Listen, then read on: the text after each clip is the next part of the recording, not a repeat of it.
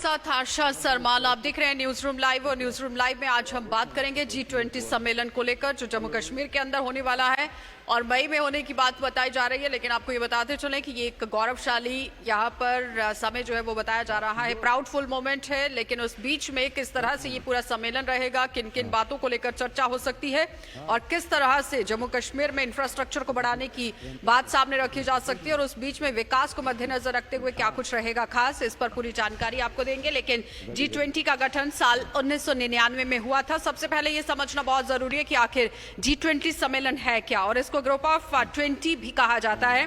ये यूरोपियन और यूनियन और साथ ही साथ 19 देशों का एक अनौपचारिक समूह है। G20 शिखर सम्मेलन में इसके नेता हर साल जुटते हैं और वैश्विक अर्थव्यवस्था को बढ़ाने पर चर्चा होती है। तो जम्मू कश्मीर की अर्थव्यवस्था को बढ़ाने के लिए भी चर्चा हो सकती है।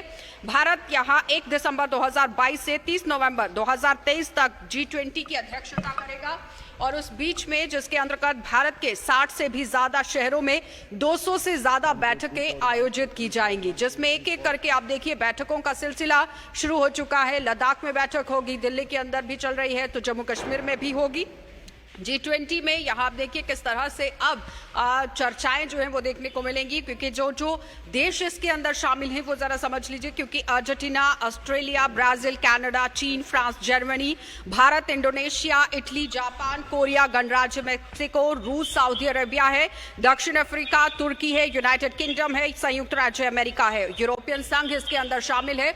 और ये सब देश आप देखिए किस तरह से मिलकर यहाँ पर काम करेंगे। और सबसे बड़ी बात यहाँ पर यह है कि G20 का जो मकसद है वो क्या कुछ है, क्योंकि इसमें जितने भी शामिल देश हैं वो आर्थिक स्थिति से काफी बढ़ चढ़ कर भाग भी ले रहे हैं और 80% जो उनकी GDP है वो दुनिया भर में इन देशों के पास है। तो G20 का सबसे बड़ा मकसद आर्थिक सहयोग है और अगर G20 सम्मेलन जम्मू कश्मीर के अंदर हो रहा है तो आर्थिक सहयोग मिलना लाजमी है। तो इस बीच में यहाँ digital public infrastructure, cyber security, digital skilling जैसे विषयों पर चर्चा हो सकती है। तो चलिए इसी पर बातचीत करेंगे। हमारे सीनियर सहयोगी सनम एजाज ने हमारे साथ ज्वाइन किया है। सनम, सबसे पहले तो आपसे यही जानना चाहेंगे कि एक प्राउडफुल मोमेंट तो है ही, लेकिन किन किन मुद्दों को लेकर चर्चा हो सकती है जम्मू कश्मीर के अंदर? देखिए, ये चूंकि ये आर्थिक रिलेटेड है, ये फॉरेन इन्वेस्टमेंट को रिलेटेड है, तो साफ जाहिर है जम्मू कश्मीर में जो भी ये मीटिंग होगी, जो भी ये कॉन्फ्रेंस होगी, इसमें फॉरेन इन्वेस्टमेंट की बात होगी, इसमें बिजनेस की बात होगी। और चूंकि बिजनेस एक जो अपॉर्चुनिटीज हैं वो किस तरह से यहाँ पे क्रिएट की जा सकती हैं और जो फॉरेनर अगर कोई इन्वेस्टमेंट करता है तो उसको किस तरह से यहाँ से जो एक तो देश की सरकार के क्या इंसेंटिव्स मिलते हैं और उसको क्या क्या अपॉर्चुनिटीज है, कौन कौन सा उसको बेस मटेरियल यहाँ पे मिल सकता है और कितना मार्केट मिल सकता है, ये सारी चीजें यहाँ पे डिस्कस हो जाएंगी। क्योंकि ये 3 दिवसीय और 3 दिवसीय में एक ही दिन बैठक का है, एक दिन कश्मीर देखने का और तीसरे दिन ये वापस चले जाएंगे। लेकिन इस सारे के बीच में चूंकि ये पक्ष ये आरोप लगा रहा है कि G20 सम्मेलन तो यहाँ पर किया जा रहा है, लेकिन एक रोड मैप तैयार करने की जरूरत थी और फंड्स की अवेलेबिलिटी किस तरह से रहेगी जमीनी सतह पर, ये तैयारी करना बहुत जरूरी है। क्योंकि एजुकेशन सेक्टर यहाँ पर तैयार होना चाहिए, इंफ्रास्ट्रक्चर किस तरह से है इस पर चर्चा होनी चाहिए, जिस तरह से स्किलिंग को लेकर बात हो रही है, साइबर को लेकर बात हो रही है।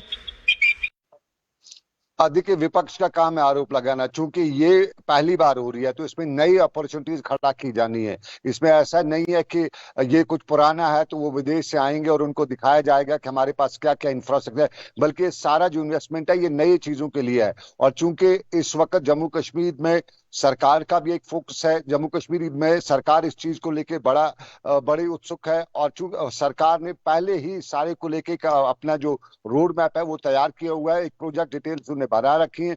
और जब श्रीनगर में बैठक होगी तो सरकार अपना रोड मैप, कश्मीर की हिस्ट्री, कश्मीर की जियोग्राफी, कश्मीर की सिचुएशन और कश्मीर के बाकी पैरामीटर्स है वो इसमें बताएंगे। जम्मू कश्मीर के, नॉट कश्मीर ओनली, ये जम्मू कश्मीर और सब तरह के एवेन्यूज और अपॉर्चुनिटीज जब यहाँ पे दिखाई जाएंगी, उनको बताई जाएंगी, वो डिस्कस की जाएंगी, तो उसके बाद ही कोई चीज, कोई आदमी है, कोई इन्वेस्टर है वो यहाँ पे इन्वेस्ट करेगा।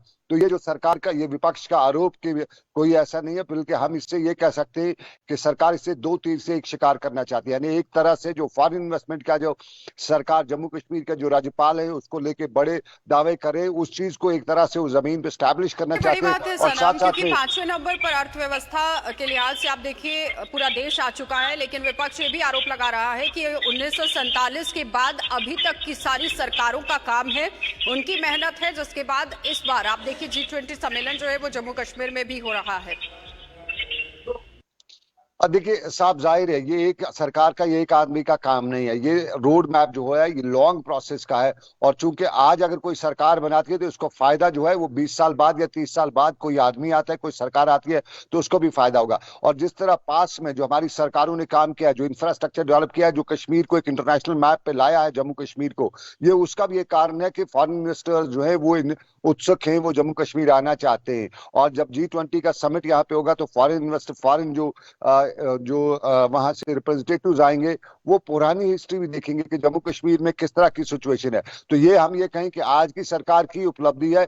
अगर हमारी पिछली सरकारों ने ना किया होता, या रोड इंफ्रास्ट्रक्चर ना डेवलप किया होता, यहाँ बिल्डिंग्स ना बनाई थी, यहाँ खूबसूरती ना खड़ा की हो गई होती, तो फिर आज जो फॉरेनर आता, जो इन्वेस्टर आता, वो पहले ही देखते ही वापस चला बहुत जाता। बहुत धन्यवाद जुड़ने के लिए। तो फिलहाल आपने देखा कि सनम एजाज हमारे साथ जुड़े हुए थे, जो बता रहे हैं कि किस तरह से G20 सम्मेलन जो है वो जम्मू कश्मीर के अंदर हो रहा है। प्राउडफुल मोमेंट है, लेकिन इस बीच में विपक्ष ये आरोप लगा रहा है कि ये महज सिर्फ यहाँ पर एक ही सरकार का काम नहीं है। 1947 के बाद आज तक 2023 तक जितनी भी सरकारें आई हैं, ये मिलकर उनकी तरफ से काम किया गया है, जिसके बाद इस तरह से भारत अव्वल नंबर पर देखा गया है। अब G20 सम्मेलन अगर जम्मू कश्मीर के अंदर होता है तो सबसे बड़ी बात यहाँ पर यह है कि बेरोजगारी का मुद्दा सबसे बड़ा यहाँ बनता जा रहा है, लेकिन उस पर किस तरह से काम होगा ये बड़ा सवाल। चलिए अब मेरे सहयोगी आपको क्या कुछ बता रहे हैं वो आप देख लीजिए।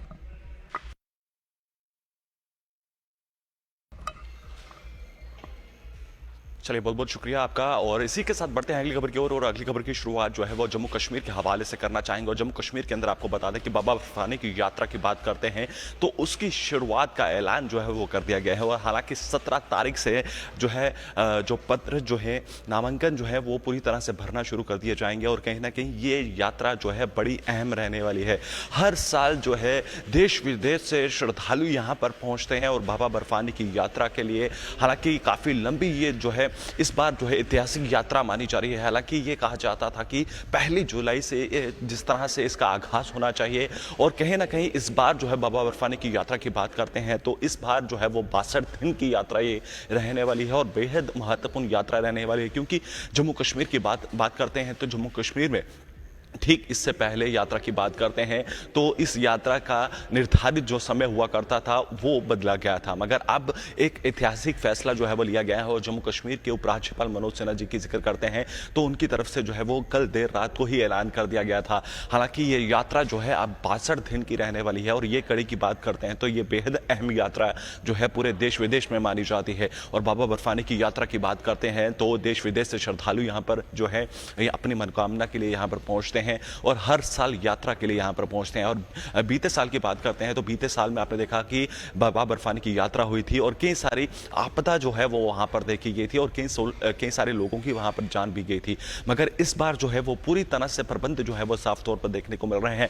हालांकि तैयारियों में जो है वो प्रशासन पूरी तरह से जुट गया है और वहीं पर सख्त संदेश जो है वो साफ तौर पर दे दिया गया है। जम्मू कश्मीर की बात करते हैं तो जम्मू कश्मीर के उपराज्यपाल मनोज सिन्हा जो है वो पूरी तरह से निरीक्षण करते हुए नजर आ रहे हैं। चाहे इसमें अगर आपको बता दें कि प्रसाद की सेवा हो या फिर यात्रा की सेवा हो, हर आपको पूरी सुविधा जो है आपको डिजिटल प्लेटफॉर्म पर आपको जरूर देखने को मिलेगी। आपको ऐप के जरिए अपने पंजीकरण जो है वो भी करवा सकते हैं। और आपका जो है इसके साथ साथ आपको बता दें कि आपको अपना प्रमाण पत्र जो है डॉक्टर से प्रमाण पत्र भी लेना जरूरी होगा। क्योंकि इस बार अमरनाथ यात्रा की बात करते हैं तो बड़ी ही बेहद अमरनाथ यात्रा जो है वो मानी जा रही है। क्योंकि बीते साल की बात करते हैं तो बीते साल भी किस तरह के प्रबंध किए गए थे ये कहने के ही बेहद अहम देखने वाला मेन कड़ी थी। मगर अब इस बार जो है इस यात्रा को बड़ा ही ऐतिहासिक बनाने की कोशिश की जा रही है। हालांकि बालटाल की बात करते हैं, पहलगाम की बात करते हैं तो दोनों तरफ से इस बार यात्रा का रूट जो है वो तैयार किया जा रहा है। और आने वाले समय में इस यात्रा की जो तैयारियां हैं वो भी हम आपके सामने रखेंगे। और इसके साथ साथ बढ़ते हैं अगली खबर की ओर और अगली खबर के साथ आपको रूबरू करवाया जाएगा और हमारे साथ ही सहयोगी जो है अतिया आपको अपडेट करेगी।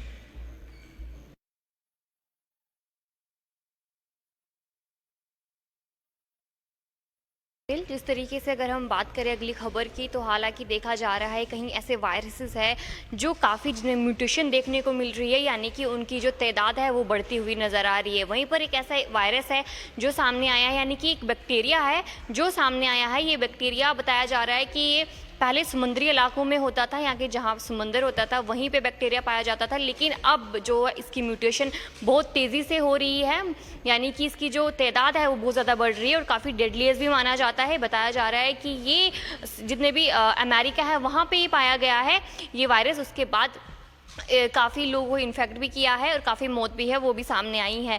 ये बताया ये भी जा रहा है कि ग्लोबल वार्मिंग की वजह से इसकी म्यूटेशन है वो तेज़ी से बढ़ रही है, जहाँ पर इसकी तादाद पहले इतनी ज़्यादा नहीं होती थी। हालांकि ये जो बैक्टीरिया है ये ऑलरेडी मौजूद होता था इस ज़मीन में, लेकिन अब जो इसकी तादाद है वो बढ़ती हुई नज़र आ रही है। ये जो समंदर है वहाँ पर होता था, लेकिन अब जो समंदर के आसपास के इलाके हैं, यहाँ के जो किनारे हैं वहाँ पर भी ये पहुँच गया। जितने भी टूरिस्ट वहाँ पर पहुँचते हैं या कोई भी लोग जो अक्सर देखा जाता है कि बीचेस के लिए जाते हैं वहाँ पर अभी उनको इन्फेक्ट कर रहा है।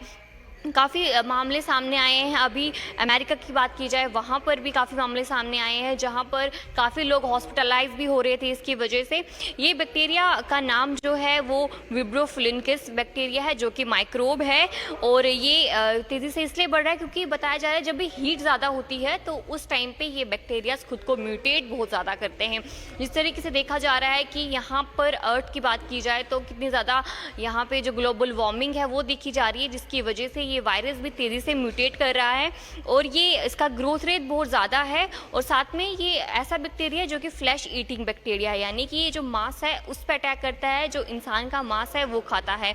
कई केसेस भी सामने आए हैं और अगर हम बात करें तो इन्फेक्ट भी बहुत ज़्यादा हुए हैं और काफ़ी डेंजरस भी माना जाता है।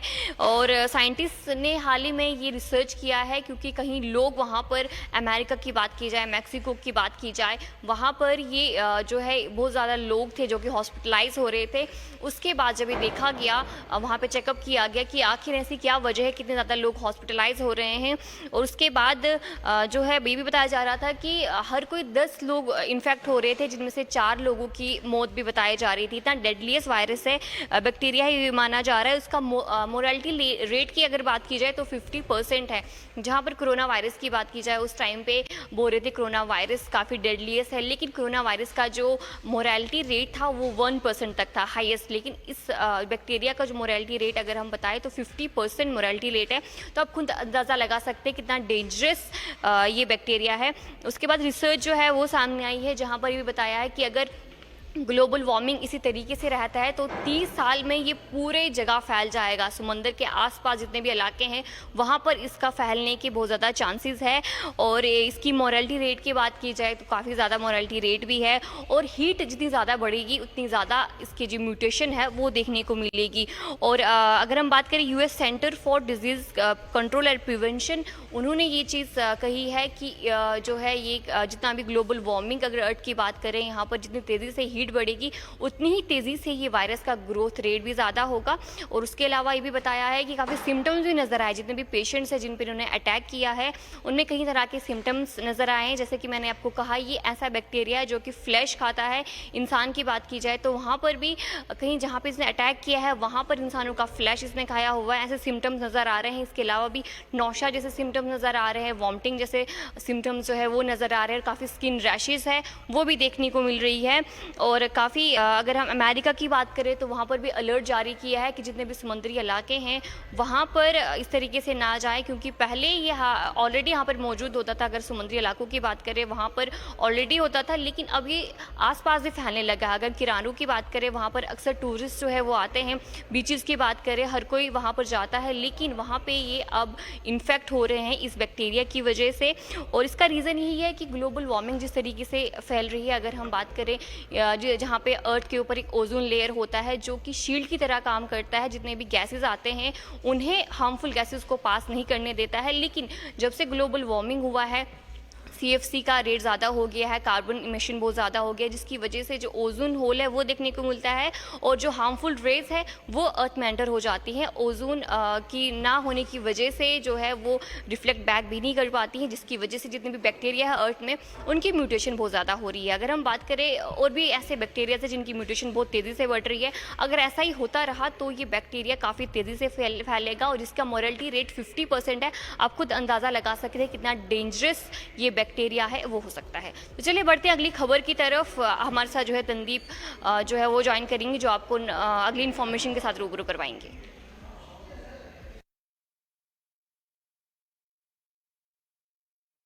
तो चलिए अगली खबर की ओर रुख करते हैं। अब बात करेंगे एनसीईआरटी को लेकर। जी हाँ, लगातार काफ़ी बदलाव जो है वो एनसीईआरटी की तरफ से देखने को मिल रहे हैं। बहुत सारे ऐसे नाम हैं, ऐसे पैराग्राफ्स हैं जिन्हें बुक्स में से रिमूव कर दिया गया है। और अब एक और खबर जो है वो सामने आ रही है, जहाँ पर एनसीईआरटी की पुस्तक में पाठ्यक्रम की छटनी को लेकर जारी विवाद जो है वो लगातार थमने का नाम नहीं ले रहा है। और इसी बीच में national council of education research and training यानी कि एनसीईआरटी ने जो है वो रिमूव कर दिया है रेफरेंस टू मौलाना अबुल कलाम आज़ाद, जो कि फ्रीडम फाइटर और इंडिया के पहले एजुकेशन मिनिस्टर है।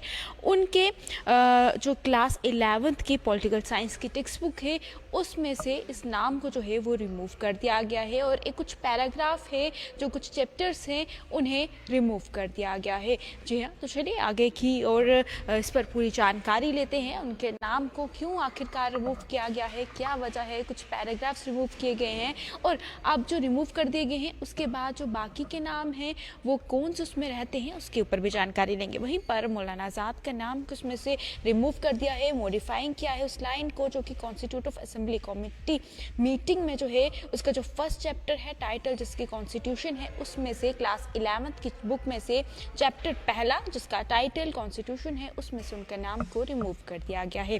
साथ ही साथ संशोधित जो बाकी बचे हुए नाम हैं, खासतौर पर जवाहरलाल नेहरू, डॉक्टर राजेंद्र प्रसाद, सरदार पटेल या फिर डॉक्टर अंबेडकर, इन समितियों के अध्यक्ष जो है वो करते हैं। और इससे पंक्तियों के पहले मौलाना अबुल कलाम आज़ाद का भी इसमें नाम था, लेकिन फिलहाल अब उस नाम को रिमूव कर दिया है।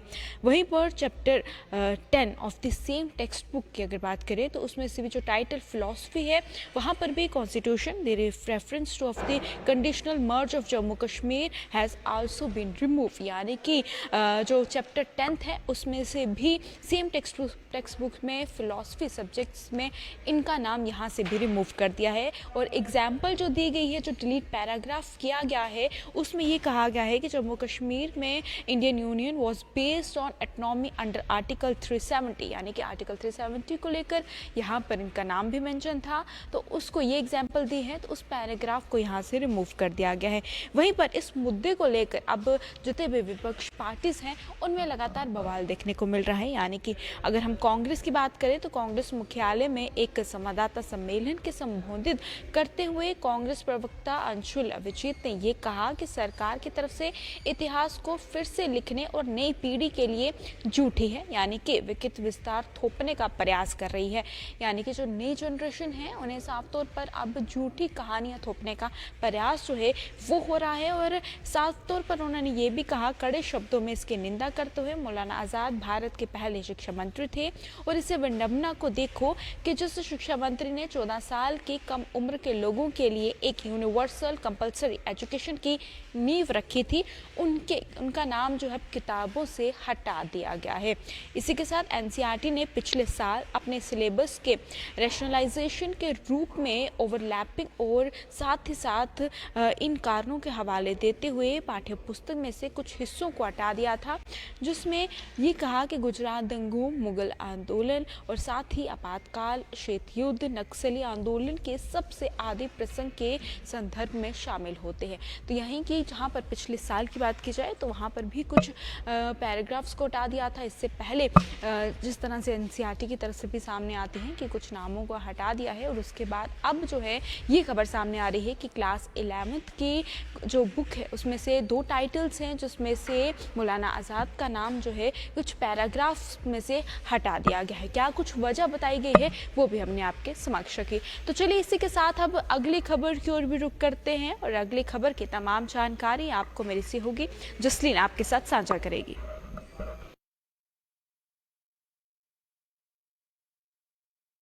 बढ़ते हैं अगली खबर की ओर। जिस तरह से संदीप ने पहले ही आपको बताया, अब हम बात करेंगे directorate of school education Kashmir की बात करें तो उनकी तरफ से एक सर्कुलर जो है हाल ही में निकाला गया था, और ये तब निकाला गया जब हेल्थ एक्सपर्ट्स और पेरेंट्स की बात करें तो उनकी तरफ से लगातार कंप्लेंट्स जो हैं वो देखने को मिल रही थी, जिसमें से पहले ही अगर स्कूल बैग पॉलिसी की बात करें जहाँ पर लगातार बच्चों को काफ़ी ज़्यादा हैवी बैग्स जो हैं कैरी करने पड़ते हैं, जिससे हेल्थ एक्सपर्ट्स की माने तो उन्हें साफ तौर पर कहा था इससे बच्चों के ऊपर काफ़ी ज़्यादा स्ट्रेस जो है पड़ रहा है। और उसके बाद ही directorate of school education Kashmir की बात करें तो उनकी तरफ से ये सर्कुलर जो है निकाला गया, जिसमें उन्होंने साफ तौर पर अपना कंसर्न बताया और ये भी शेड्यूल बताया कि बच्चों को किस तरह से होमवर्क जो है वो दिया जाए। तो क्या कुछ उस सर्कुलर में था वो आपके साथ साझा करूंगी। सबसे पहले तो उस सर्कुलर में इस बात को लेकर मेंशन किया गया था कि बच्चे जो जिन्हें होमवर्क दिया जाता है ये एक मेजर कंसर्न है, एक मेजर कॉज है कि किस तरह से बच्चों को सही ढंग से जो है वो होमवर्क दिया जाए। और शेड्यूल में ये नोटिफाइड किया गया था कि एजुकेशन डिपार्टमेंट ने ये तभी गाइडलाइंस इशू की हैं। इससे पहले गवर्नमेंट जितने भी प्राइवेट या गवर्नमेंट स्कूल्स की बात करें तो उन्हें साफ तौर पर कहा गया था कि स्कूल बैग्स का वेट जो है वो रिड्यूस जो है वो कर दिया जाए।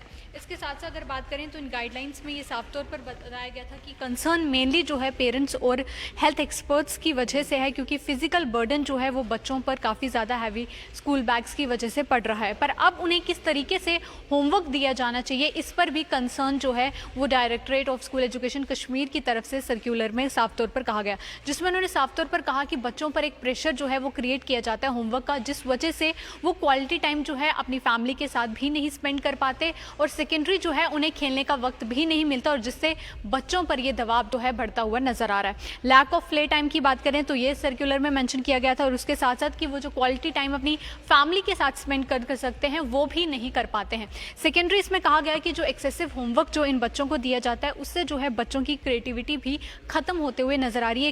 एक टीचर्स को एक लिमिट के हिसाब से, एबिलिटी के हिसाब से जो है होमवर्क जो है देना चाहिए। According to the 21st century की बात करें तो वो स्किल्स जो है कहीं ना कहीं खत्म होते हुए नजर आ रहे हैं। उसके साथ साथ सर्कुलर में ये भी मेंशन किया गया था कि जितने भी स्कूल में टीचर्स हैं उन्हें आपस में एक बार जो है कोऑर्डिनेट करना चाहिए कि वो कितना होमवर्क दे रहे हैं ताकि बच्चों पर बिल्कुल भी बर्डन जो है वो ना पड़े।